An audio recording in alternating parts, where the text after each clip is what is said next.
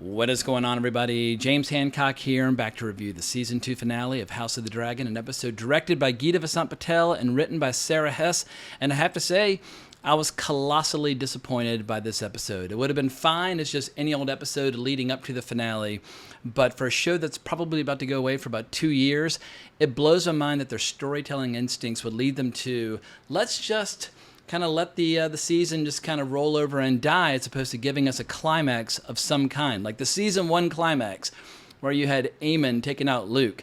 That was a climax that got people talking, and it kind of tied people over. And I know we have A Night of the Seven Kingdoms probably coming between season 2 and season 3, but that's a very different show in style and tone. I just feel like a smart producer would have said, I don't care if it's just two people fighting to the death on a wall. Give us some combat. You can't just show people marching to war, because they've been marching to war like all fucking season. I'm thrilled that the Starks are marching south. I'm thrilled that Tywin Lannister and his pirates are sailing west. And I'm thrilled to see Tywin's twin brother marching east from Casterly Rock. Like, all these trend lines are moving in an interesting direction where we know war is upon us. But this is the season 2 finale. We need a battle of some kind. And you know what? Fuck it. Very mild spoilers, just because we know it's right on the horizon. But the battle at King's Landing and/or the battle at sea to break the blockade, either one of those would have made a fitting conclusion. Even if you just started it and kind of like suggested how things are going, that would have been fine. But like, you can't just leave us hanging with nothing. Like the episode 4 of season 2 shows how good the show can be and how exciting it can be. And like, I was buzzing about that episode for days. I watched that episode 5 fucking times. So we know, kind of the upper bound limit of what this show can pull off.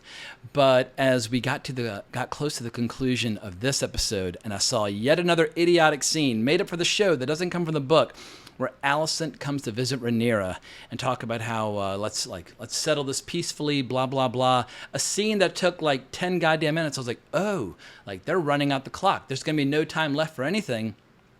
And when that scene ended and we started seeing some of the armies, on the march, I got a little excited. But when I heard like all that music playing and there was no dialogue and it just turned into this big elaborate montage, I was like, oh my God, they're going to just, like I said, roll over and die for their season finale. And it wouldn't surprise me at all if there's going to be a very healthy, lively debate between those people who are very disappointed by the season 2 finale and those who are hell-bent upon defending it. But y'all know which side I'm on. And I'm noticing another worrying trend where the show keeps trying to soften characters that were written in really vicious fashion in the novel. Both Alicent and Rhaenyra are fucking hardcore, tough as nails, vicious, fighting for their children, fighting for their turf, etc. and so forth. All these scenes they keep making up for the show where they get together and talk about what might be and blah blah blah. It is complete and total bullshit. Like, the scene that's most honest about their relationship was the scene in season 1 when Alicent pulls a knife and attacks Rhaenyra, and Rhaenyra's like, now they'll see you as you are. Like, that is the way these two girls should be interacting. Not having these little like teleportation scenes. And once again, this is like a big flaw of TV writing, where just due to expedience or convenience, characters will start teleporting around the map. Alicent doesn't have a goddamn dragon. If she had a dragon, then she could just show up at Harrenhal, talk to Rhaenyra, etc. and so forth. But she has to go by horseback, and Harrenhal's not that far from King's Landing, but when Game of Thrones started to fly off the rails and started to suck badly, there was that teleportation problem. I would strongly urge every producer and writer on this show to avoid letting characters teleport around the map, because it makes the whole world feel smaller, not larger. And I don't want to be too critical of the writing staff of this show, because they've proven with season 1 that they can deviate from the novel and make it work. The way they handled the character of Viserys was remarkable, and I think it's one of the best contributions they've made to the show that did not come from the book. But in general, anytime they avoid the established narrative of the book, they get into quicksand and they get into trouble. And it's like, the Dance of the Dragons in the book is filled with so much murder and bloodshed and heartache and so much betrayal. Like, give us some of that shit. It blows my mind. I'm just going to keep saying that. It blows my mind that the season 2 finale would be this devoid of conflict or danger or violence or anything along those lines. It was a big, giant snooze fest. And I think the biggest casualty of war in all of this is Daemon Targaryen. Daemon Targaryen, as I've said before, is my favorite character from the book. He's got some incredible scenes, and hopefully, maybe, these writers will get to the scenes at some point. But they basically just killed time this entire season, giving him one pointless scene after another, all these stupid visions. none of which come from the book. Like that vision he has of the future where he sees Daenerys and her 3 dragon eggs. And I'm assuming there was an image of Lord Bloodraven that he saw at one point. But basically, it's a vision that turns him around when he realizes, oh, like, we all have a part to play in protecting the realm from this threat at some point down the road. So we all have to, do what we got to do to protect Westeros, etc., and so forth. I've said it before, but in the book, there's not one mention of that future conflict. Nobody's worried about the long night. Nobody's worried about the undead. Nobody's worried about anything. They're all vicious, selfish pricks fighting for turf, fighting for what they think is theirs, and that is enough. A war for Succession is plenty interesting. We just had HBO finish last year, season 4 of Succession, where it was 4 straight seasons of a family battling for turf, battling for their empire, and people loved it and won a ton of Emmys, and it was fantastic. That is all you need. Just show us a bunch of assholes who are all power mad, just clashing, and stop trying to turn all these characters into good guys. It's because, like small spoiler. In the book, neither Alicent nor Rhaenyra can make any claim to being that good of a person by the end of the struggle. And it should come as a surprise to nobody that in this war to come, both sides are going to suffer some heavy losses. And so at a minimum, they should have given us a few of those losses, a few of those tragedies, just to tide us over. Like I said, we got 2 years probably to wait for the next season. I think this show should obviously come every year the way Game of Thrones used to when it was in its prime. But obviously, these shows are expensive and they're time-consuming to make, and I want them to do a good job, and I'm happy to be patient, and I'm happy to defend the show, but you got to throw us a bone every once in a while and give us something to discuss. Like, I was so fucking excited for this evening. I was like, oh my God, tonight I'm going to be so fired up. I'm going to get to talk about all this murder and mayhem and fire and brimstone and blah, blah, blah. The book is called Fire and Blood. It's not called Peace and Prosperity and Negotiation and all that crap. It just, I hate to say it, but I'm starting to lose faith with the writing team and the producing team. But let's slow down and go beat by beat, because I want to call attention to some of the details that made this episode such a snooze fest. Let's start with this the opening scene where Tyland's negotiating with pirates to break the blockade. In the book, it's just some of the letters that Otto Hightower's been sending to build new alliances that ultimately leads to them getting that fleet.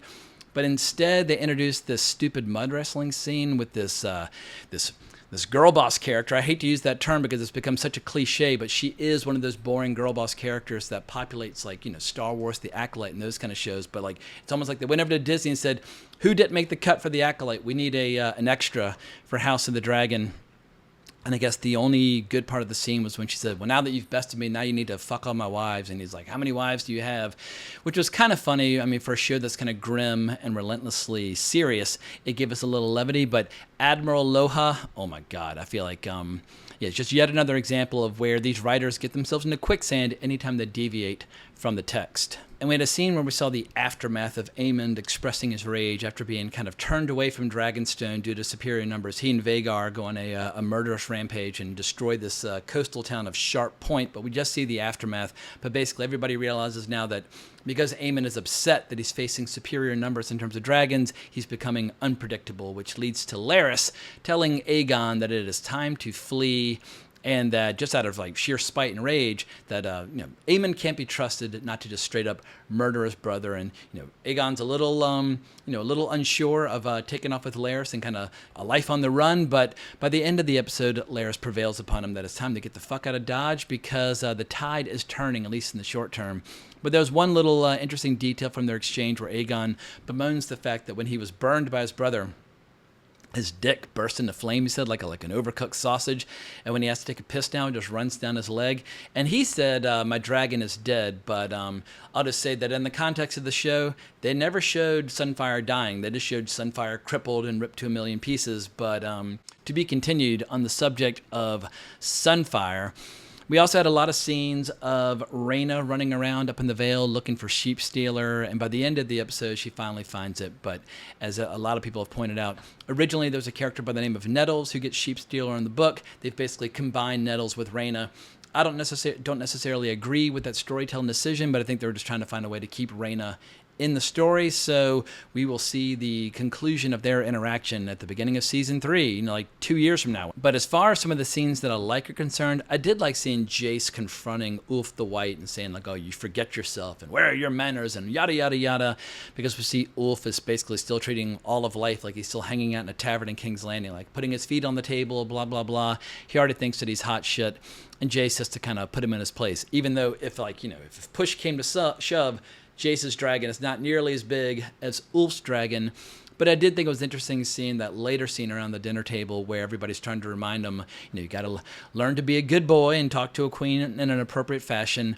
And it seems like Hugh at least has some sense of decorum and manners and so on and so forth. But obviously this is one of the first warning signs that if you tap people who may or may not have character flaws to ride dragons, strange, unpredictable things can happen. If you basically give the medieval fantasy equivalent of atomic bombs to some drunk from a bar, who knows what might happen. And speaking of all these dragon riders, it pushes Aemond into a situation where Aemond realizes, I need some reinforcements or I'm going to get ganged up on and ripped to 1,000 pieces. So he tries to recruit by force his sister Helena, who has a dragon by the name of Dreamfire. But Helena's like, no, I don't want to burn people, blah, blah, blah, which is yet another departure from the book, because in the book, at this point, Helena's just batshit crazy. Like, seeing her child get beheaded just breaks her brain, and she just, loses her goddamn mind. But there, once again, this is yet another example of a show trying to soften people. Like, let them be crazy. Let them be evil. Let them be selfish. Like, these are all qualities that people can appreciate and recognize, and it makes people more realistic. I just hate this compulsion on the part of the writers to try to turn everybody into do-gooders or innocent or wholesome. Once again, the book's called Fire and Blood. Nobody's particularly innocent in this drama. And there was another scene that had the potential to be interesting, but they never really capitalized on it. Sir Alfred Broom arrives at Harrenhal on behalf of Rhaenyra to basically observe and advise Daemon. And he says that Rhaenyra's intentions are good, but that at this time they need warriors and leaders of men, and a king is needed, and blah blah blah. And Daemon immediately likes him because he realizes, all right, well, this guy's on our side. He's on Team Black, but he's more on my side than Rhaenyra's. But I thought that when Rhaenyra shows up at toward the end, and Daemon kind of redeclares his loyalty to her, that he would have turned around and said, Sir Alfred Broom, you tried to turn against her. I thought he would have killed him then and there. But this show just, this episode at every turn defanged and declawed a show that should be savage and grotesque and violent and just mean-spirited. And speaking of mean-spirited, Cole seems to have lost all of his lust for battle and for life. He has this scene with Gwaine, who confronts him about boning his sister, and Cole gets a little dark about how they're all marching to their annihilation and how it'll be a relief. It's like, dude, you don't have to roll over and die before the battle. The dragons will take care of that. Come on, someone needs to give you a little pep talk and get you back on firm footing. But I don't think we've seen the last of Cole kicking ass, because he does have some interesting scenes in the book that are still to come. What else is going on? I want to come back to the idea of just this whole season just wasting Daemon entirely. It blows my mind that this entire season we saw Daemon just basically killing time in Harrenhal and accomplishing nothing. And admittedly, he got an army together, but in the book, it's one sentence. He lands in Harrenhal, he takes it over, he raises an army, and goes off and starts kicking ass. And by the time we get to season 3, it will have been 4 years since we've seen Daemon do anything of consequence. And so any show that's going to kind of, castrate and render irrelevant my favorite character, well, it's going to naturally turn me against the show just a bit. And that little vision he had with in the Godswood with Alice Rivers, that was not enough to tide me over at all. I want to see Daemon kicking much ass. So I'm just having a quick glance at my notes. Yeah, there was that scene with Helena and Aemond where she says that she saw him. She's got the vision, saw him burning Aegon, and that and she basically warns him that Aegon will sit the throne again and that Aemond will die. But at the same time, we have Daemon's rival vision where he sees Rhaenyra on the throne. So all I'll say is that both visions can be true depending upon the order in which they take place. And so, the future is not fixed, and there's going to be a lot of chaos in terms of who is the dominant force moving forward. This like water in a bathtub sloshing back and forth, and sometimes the momentum will favor one force over the other. And just because I've been a little critical in the episode, one other thing that I liked when Rhaenyra arrives at Harrenhal and she's walking up to Simon Strong. I love that wide shot where we see her dragging down at the base of the hill and she's walking up. I thought it was just a beautifully composed shot, and I did like that scene where she's bonding with Daemon and how, like, the way he's speaking, he's reminding her of Viserys, and we can see that they're back on the same team again. And anytime they're kind of in the same frame and touching heads,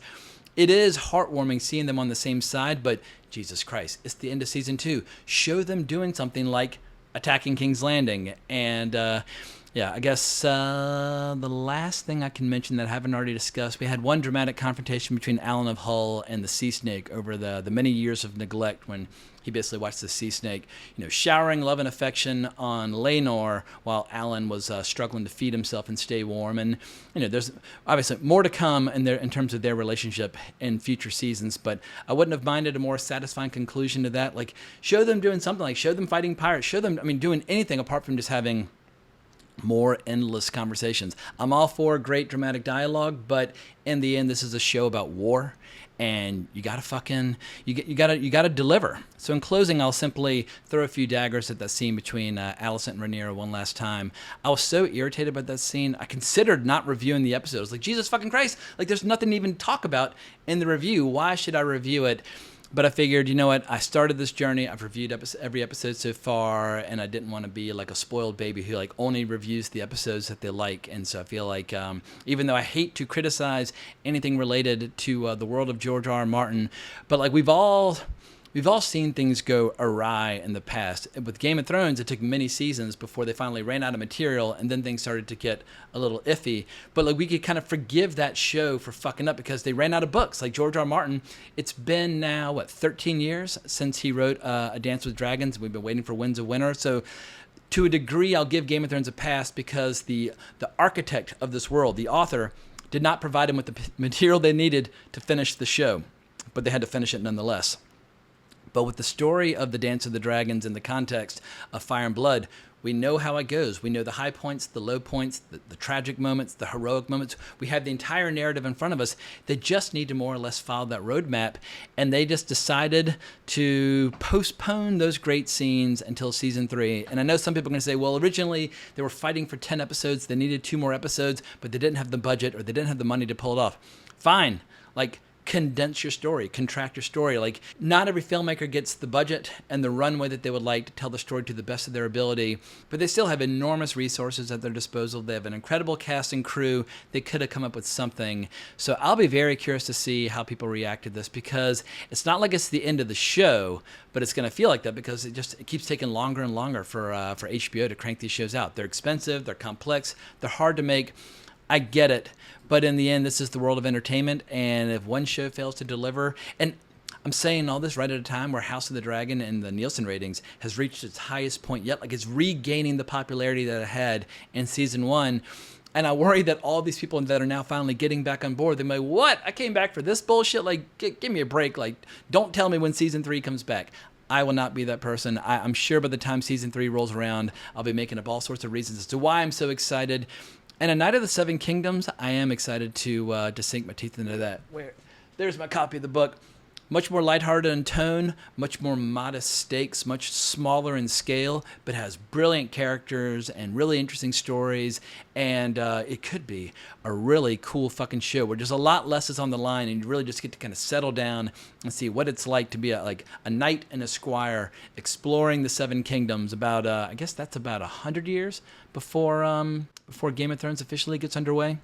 So whenever that show gets unleashed, I'll obviously be covering each and every single episode. So I hate to end my coverage of House of the Dragon on such a down note, but if I were to bullshit y'all, I feel like I would lose credibility. Even if people disagree with me, I have to be honest when I feel critical of the show, because it's just one of those things where, like, if you have a YouTube channel devoted to film and television commentary, like, you're not working in publicity. You're not like a press agent. It's not our job to bang the drum and promote shows unless that's the role that you want to play. But I feel like if you're trying to review shows and discuss what works and what doesn't, well then, like the same way I was losing my goddamn mind and doing cartwheels after episode 4 of season 2 and just like, ranting and raving like a goddamn fantasy obsessed freak and lunatic, we have to be equally honest when we're disappointed and we feel like the show has come up short. So that's all I've got to say for now. I guess before I just dig myself any deeper into a hole of just like total thunderous negativity, I'm just going to wrap this sucker up. So I hope you enjoyed my coverage every step of the way. Thank you so much for sticking with me. I really appreciate it. And I've got a lot more film and television coverage coming your way in the not so distant future. But if you enjoyed this content, please consider liking the video, subscribing to the channel, hitting that notification bell, but more importantly, as always, onwards and upwards.